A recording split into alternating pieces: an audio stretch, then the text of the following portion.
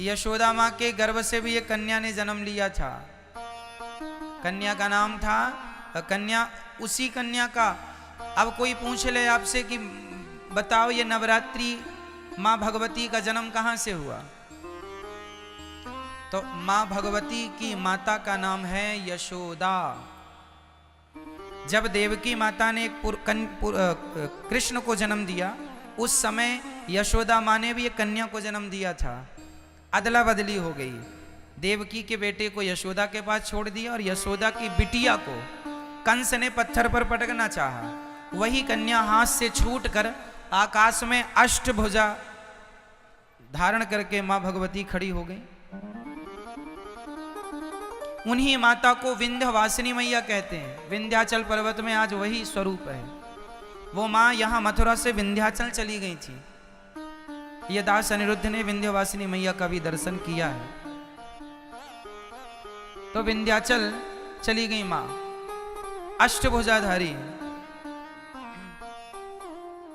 अब भगवान ने कहा देवी जाओ, मैं जन्म लेने वाला हूं, तुम भी जन्म लो, तुम्हें 9 नाम से लोग जानेंगे पहचानेंगे। वही विंध्यवासिनी मैया को, वही दुर्गा को, वही शक्ति को आज नवरात्रि के नाम से 9 देवियों के नाम से पुकारा जाता है। वही ये माँ यशोदा की बेटी है।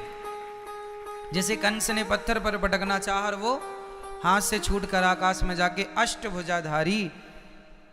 मैया के 8 हाथ क्यों हैं? मैया आप लोगों के हाथ कितने होते हैं? कितने? गलत उत्तर है। इस धरती की प्रत्येक स्त्री के हाथ 8 ही होते हैं। आपके भी 8 हाथ है। सच्ची बताएं, आप लोग अपने आप को जानते ही नहीं। आपका परिचय आपको ही नहीं पता। आपके अष्ट भुजा आज भी हैं। देखो ना कैसे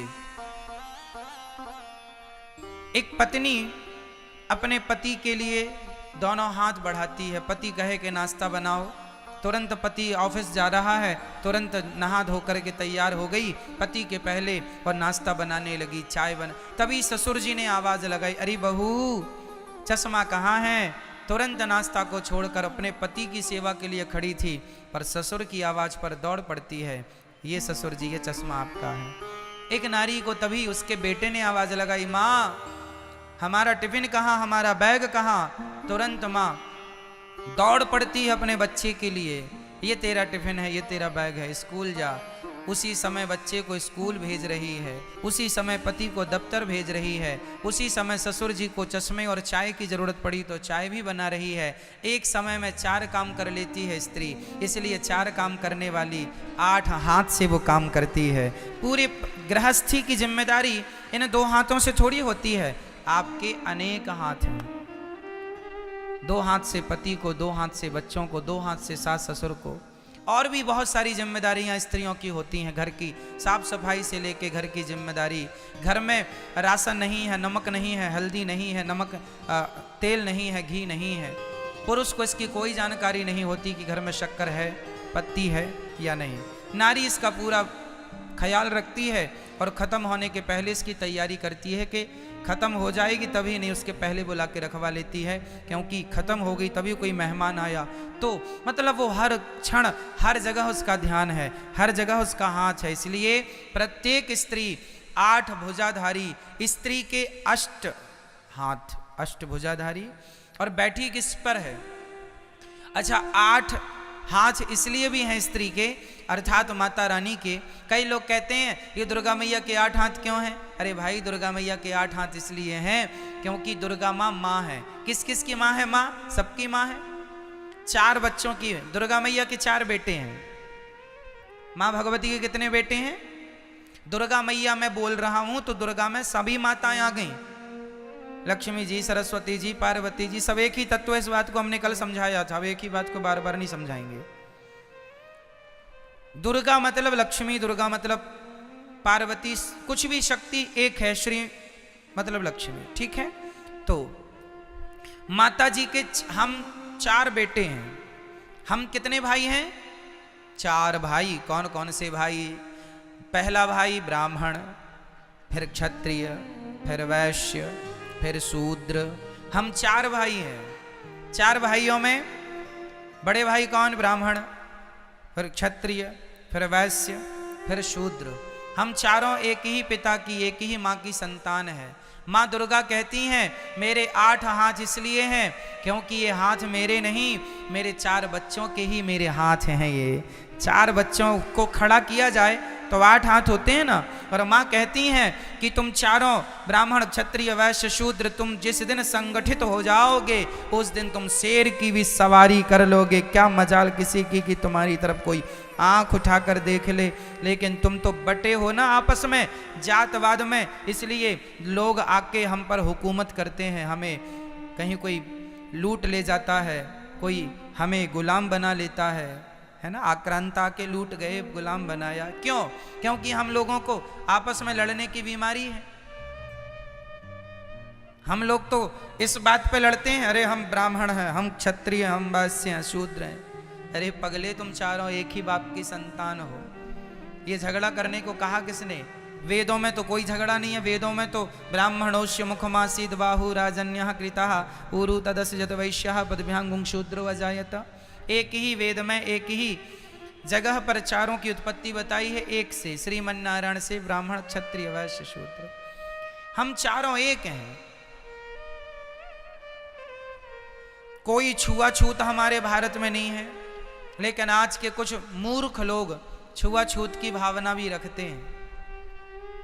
क्या भगवान श्री राम ने छुआछूत रखी शबरी माता से? शबरी माता भी तो कोल भीलों की बेटी हैं। क्या राम जी ने छुआछूत रखा?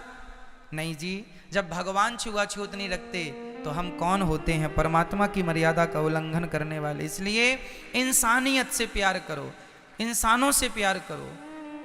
जो सनातनी है उनसे प्यार करो, जो आपके अपने हैं उनसे प्यार करो, और एक दूसरे की तरक्की से प्रसन्न रहो। ये नहीं कि वो तरक्की क्यों कर गए तो आप जलने लग जाओ, कोई फायदा नहीं।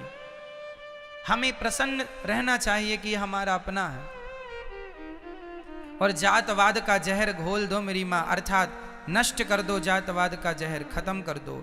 नहीं तो ये जातवाद का जहर घोल घोल के आपस में हम लोगों को लड़ा लड़ा के, और आक्रांताओं ने सोचिए कितने 100 वर्षों तक राज्य किया। 700 साल तक गुलाम रहा भारत। कुछ अंग्रेजों से, कुछ मुगलों से गुलामी की हमने। क्यों गुलामी की? क्योंकि वो यही कहते थे फूट डालो शासन करो। आपस में लड़ाते थे हम लोग, जातवाद पे लड़ते। बड़ा राजा, अरे मैं क्षत्रिय हूं, छत्री छत्री लड़ जाते थे आपस में। यदि भारत के राजा आपस में लड़े ना होते ना तो क्या मजाल किसी की भारत की तरफ आंख उठा के देख लेता। विडंबना तो ये थी कि हमारे अपने लोग लड़ते। झांसी की रानी पर अंग्रेजों ने जब कब्जा कर लिया, झांसी के किले पर, तो क्यों कर लिया? क्योंकि झांसी की रानी के अपने कुछ मंत्री गद्दार हो गए थे। उन्हें बता दिया कि यहां से आओ, ये तैयारी लो। जयचंद्र जैसे लोग यहां पाए जाते हैं। भारत में कहते हैं ना दूसरों से लड़ा जा सकता है मेरी मां, अपनों से नहीं लड़ा जा सकता। एक कुल्हाड़ी ने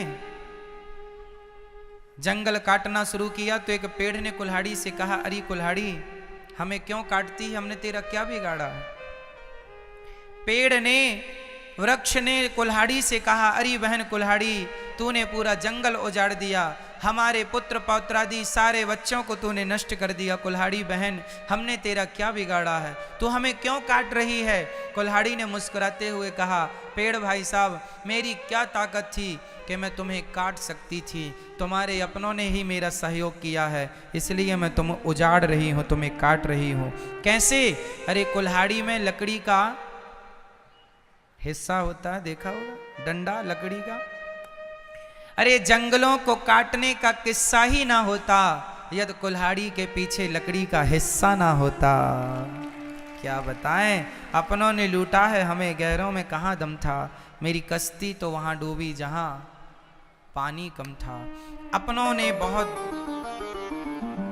कुछ बिगाड़ा है मेरी माँ। चलो कोई बात नहीं, पुरानी बातों को ना करें, अब हम प्यार से रहें, भाईचारे से।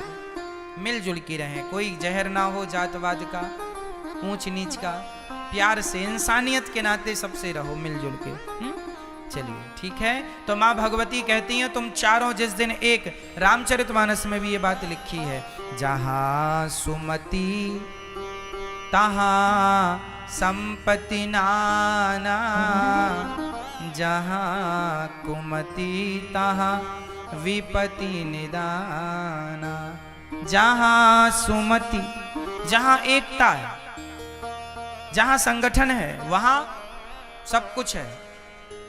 और जहां झगड़ा है, अरे झाड़ू भी यदि संगठित रहती है, झाड़ू के तिनके यदि संगठित होते हैं तो सारा कचरा साफ होता है, और झाड़ू बिखर गई स्वयं कचरा बन जाती है, स्वयं कचरा बन जाती है। इसलिए झाड़ू हर तिनके को संगठित रखती है। यदि झाड़ू का तिनका, एक भी तिनका यदि बिखर गया तो वो तिनका भी कचरा ही कहलाएगा।